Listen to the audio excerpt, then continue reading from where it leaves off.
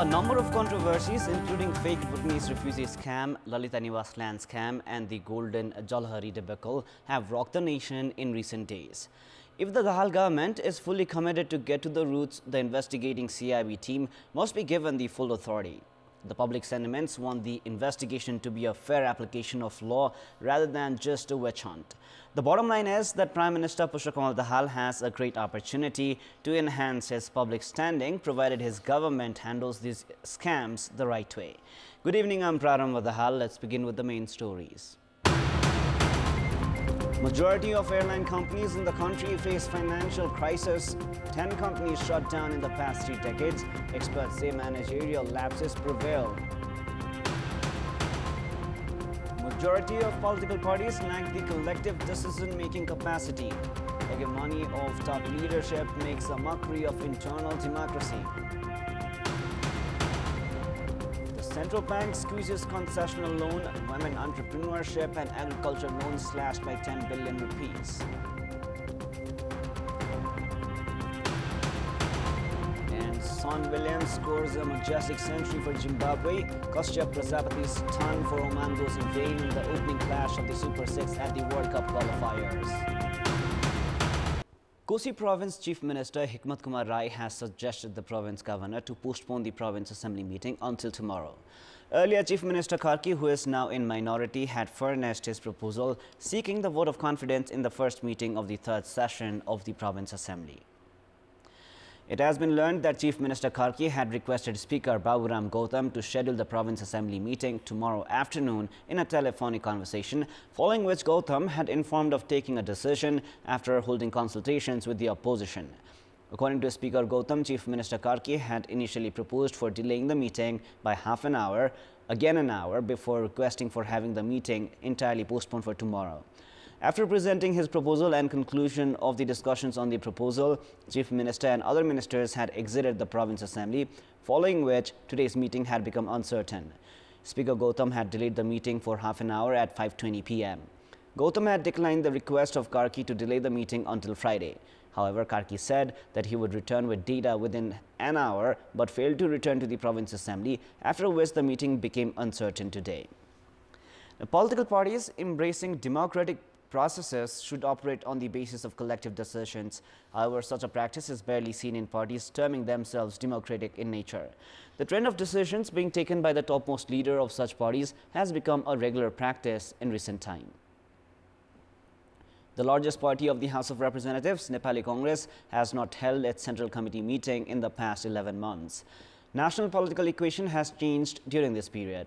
The nation received its new president and new ministers were appointed, while major scandals, including the fake Bhutanese refugee scam, came to the fore. However, none of these issues were discussed in the Central Committee of Nepali Congress, despite its influential leader Balkrishna Khart being arrested in the scam. Nepali Congress President Sher Bahadur Deuba's stance has increasingly become the official point of view of the party. The second largest party of the parliament, CPNUML, has a senior scenario to narrate as its chairperson. KP Sharma Oli's views are barely contested. Despite occasional meetings of the Central Committee and officials, the main opposition operates as directed by chairperson Oli.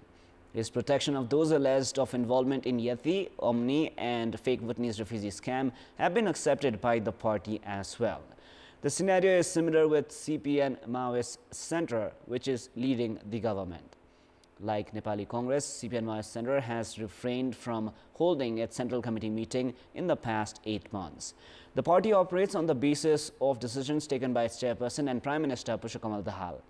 Internal democracy is in a sorry state in parties that have struggled for decades to establish and institutionalize democracy, while similar practices in new political forces is also unfortunate. The entry of private airlines in the country's aviation sector has marked 3 decades. The private sector entered the industry as the country adopted liberal economic policies back in the year 1990. In these 3 decades, a number of airlines have been shut down, while the 9 operating airlines are reportedly facing economic crisis. Domestic service providers Saurya Airline has started slashing the number of flights, citing financial constraints, saying that the company has decided to opt for ATR or regional transport airplanes, which are aircrafts manufactured by a joint venture of France and Italy. It has laid off 30 employees, including 2 pilots. Saudi Airlines has the investment of popular Indian company Kuber Group. Likewise, Guna Airlines, which had resumed services 2 years ago, has remained shut for the past 4 months. Guna Airlines has also made its intention clear to rope in ATR aircrafts. Yeti Airlines, the second biggest private airline company in Nepal after Buddha Air in terms of market occupation, is also facing financial constraints. Some of these companies, with over 2 decades in operation, are thinking on the line of issuing shares, having run out of capital to buy aircrafts. The coronavirus pandemic and economic recession have taken their toll on airline companies, as over a dozen airlines have shut down in the years gone by. The experts feel that one primary factor for this scenario is the lack of understanding of the needs of the aviation sector while making investments. It is estimated that 1.1 trillion rupees has been invested in the aviation sector as of yet. A total of 51 aircrafts belonging to 8 different airlines have been operating flights to 28 different destinations. In our Public Voice segment, today we have asked in several provinces what should be the government's priorities.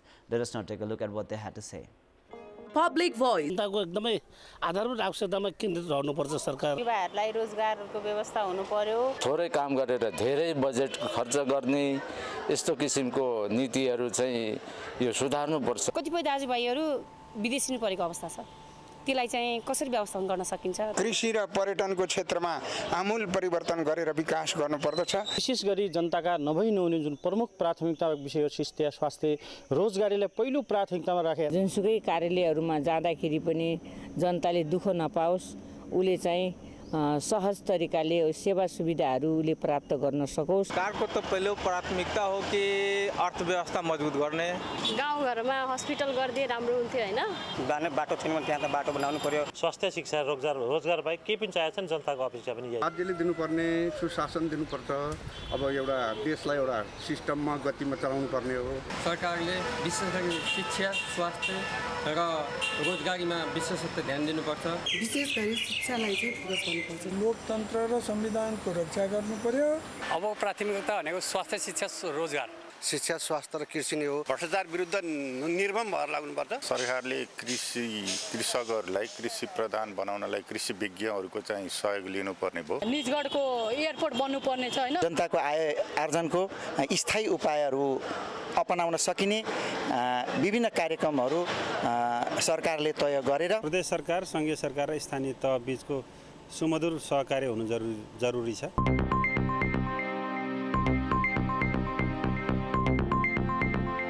It is now time for a short break, but for more news, do stay with us. The government has embraced the policy of providing subsidized loans to entrepreneurs willing to do something on their own in the country. However, saying that such loans have been abused, Nepal Rashtra Bank has introduced restrictive measures which has led to the decrease in the number of those receiving subsidized loans. In relative comparison to the previous year, the release of subsidized loans from the government reduced by around 10 billion rupees this year.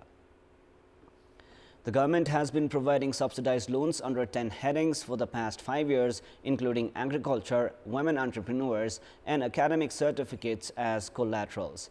A total of 139 billion rupees was released under subsidized loans in the agriculture sector by the end of the previous fiscal year, which is now reduced to 138 billion rupees. 70 million was released in the category of loans with certificates as collaterals, which has dropped to 40 million. Subsidized loans taken by women entrepreneurs has reduced from 70 billion rupees to 61 billion rupees. In total, last year subsidized loans had figured 213 billion rupees but have now reduced to 203 billion rupees this year. Nepal Rashtra Bank has intensified restrictions in subsidized loans, saying the government investment of 22.39 billion rupees did not aid in increasing productivity and employment opportunities. The government has also begun decreasing the amount under subsidies for the banks. The Nepal Rashtra Bank has also begun investigations into suspected abuse of subsidized loans. Prior to this, the banks had not prioritized subsidized loans during liquidity crunch. Experts are of the opinion that the demand for such loans may have declined also because of passive economy and decrease in entrepreneurs. It is now time for our segment Public Pulse, where you text us with your opinion. Public Pulse. Before we ask today's question, let us take a look at the result from yesterday's poll. Yesterday we asked, what do you term the parliamentarians not participating in the discussions on the budget? 90% were for A, unaware of responsibilities, 1% were for B, lack of expertise, and 9% were for C, an issue of personal decision. And here is our today's question. Why has the government implemented tighter measures on concessional loans? Your options are A, fear of misuse, B, lack of budget, and C, lack of contribution by production. The voting is on. Type NEWS, select your option A, B, or C, and send it to 34001 to share your opinion with us. Nominees of 15 categories under the Radio Kantipur National Music Award 2023 have been made public. Organizing a press conference today, Radio Kantipur has made public 5 nominations, each in a total of 15 categories for the Radio Kantipur National Music Award 2023. हाम्रो समारोहको गरिमा भनेको जसरी हामीले press मिटमा आज टप 5 मनोनयन देखायौं हैन 75 जना आर्टिस्टको नाम देखायौं हाम्रो समारोहको गरिमा भनेकै कलाकारहरूको उपस्थिति हो त्यो हिसाबले एउटा ठूलो एउटा राष्ट्रिय मेला पर्व जस्तो संगीतको पर्व जस्तो पनि हुन्छ रेडियो कान्तिपुरको national music awards. Chief Executive Officer of Kantipur Television and Radio Kantipur, Sisir Pachai, said that the award ceremony is organized with the objective of felicitating contributors in the music sector. So Kantipur को major objectives हैं platform लाई enhance करने, platform लाई अझै strong बनाउँदै लिएर जाने, so that yo industry में लाग्ने मान्छेहरूले भविष्य आफ्नो कतातिर हेर्ने, भोलि यो industry कतातिर commercialized भएर जान सक्छ अझै, यो industry में लाग्ने, यो industry लाई ठुलो बनाउन सक्ने मान्छेले यसलाई कसरी हेर्न सक्छ भन्ने एउटा सानो हाम्रो प्रयास चलिरहेछ विगत 5 वर्षदेखि. In addition to the categories, a contributor to the music industry is also felicitated with Lifetime Achievement Award, carrying a cash purse of 100,000 rupees. Meanwhile, Alina Chauhan, Dinesh Takhal, Sushant Kesi, Prakash Saput, Shanti Sri Pariyar, and Sajjan Raj Baidya have been nominated for the People's Choice Award. Voting for the People's Choice Award can be done through Khalti Digital Wallet. The awards will be distributed at the Radio Kantipur National Music Awards ceremony on the 6th of July on the occasion of the 24th anniversary of Radio Kantipur. Pedestrians and commuters face several hardship in the early mornings and late nights because of stray dogs who at times even bite people.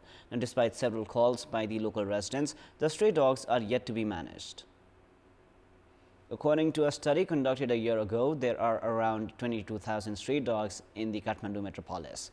There is a dedicated entity of the Kathmandu metropolis for the management of stray dogs under its Department of Environment. The Kathmandu metropolis conducts castration of 10 to 12 stray dogs each day. The metropolis had introduced the plan of providing 2,500 rupees for each castration and 200 rupees for each vaccination of stray dogs to the organizations collaborating with the metropolis. However, the plan was limited to a formality. The metropolis has allocated a budget of 15 million rupees for the management of stray dogs and other animals in the upcoming fiscal year. Meanwhile, based on the latest survey, there are more than 9,600 stray dogs in Lalitpur metropolis. However, the metropolis has not paid any attention towards their management. Instead, a few organizations have been making arrangements for the management and food for the stray dogs. As per the Ministry of Health and Population, more than 76,000 were bitten by dogs in the previous year, while around 100 of them were infected with rabies. Somewhere between 250,000 to 300,000 vials of vaccine against rabies are consumed in Nepal each year. It is also the imperative for the local levels to manage the stray dogs in their areas and increase public awareness as well. We have more news coming up, but right now it is time for yet another short break. It is now time for the sports news. Sports news. Host Zimbabwe have secured a 14-run win over Oman at the Super 6 of the ICC Cricket World Cup qualifiers. In the match played at the Queen's Sports Club Bulawayo, Zimbabwe were put to bat where they posted 332 runs for the loss of 7 wickets. Son Williams top scored for Zimbabwe with 142 runs from 103 balls. His innings included 3 sixes and 14 fours. Luke Jongwi remained unbeaten with a quick-fire 43 runs from 28, while Sikandar Raza scored 42. Fayaz Vatt was the pick of the Oman bowlers with 4 wickets, while Bilal Khan, Kalimullah and Jisan Maqsood shared a wicket apiece. In reply, Oman were restricted to 318 runs for the loss of 9 wickets in 50 overs. Kashyap Prajapati top scored for Oman with 103 runs from 97 balls. His innings featured 12 fours and a 6. Ayan Khan contributed 47 runs, while Aqib Ilyas made 45 and Mohammad Nadeem remained unbeaten at 30 runs. Tendai Chatara and Blessing Muzarabani picked 3 wickets each for Zimbabwe. Richard Ngarwara had 2 wickets, while Sikandar Raza had 1 scalp. In tomorrow's matches, the Netherlands take on Sri Lanka, while Ireland play the United States of America. We now have the updates from the SAF Championship.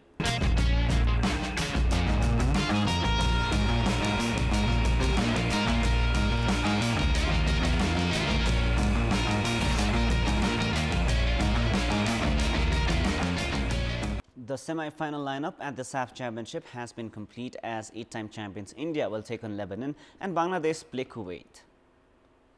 Lebanon secured a 1-0 win over the Maldives and progressed to the semi-final round of the SAF Championship. 2 South Asian countries and 2 Middle East nations have made it to the semi-finals of the SAF Championship this time. Lebanon finished atop the Group B standings and are also preparing for the Asia Cup. The 2 Middle East countries, Lebanon and Kuwait, are playing the SAF Championship for the first time. They were invited in the championship to give more edge to the tournament and make it more competitive. Lebanon are the only team in the tournament to have all-win records, having won all of their 3 group matches. India and Kuwait, on the other hand, played 1-1 draw after winning 2 group matches. Both the semi-final matches are slated for Saturday. The first semi-final will see a contest between Bangladesh and Kuwait, followed by the second semi-final where hosts India take on Lebanon. That is all for the moment. Up next is the news in Nepali. Thank you for staying with us. Goodbye for now.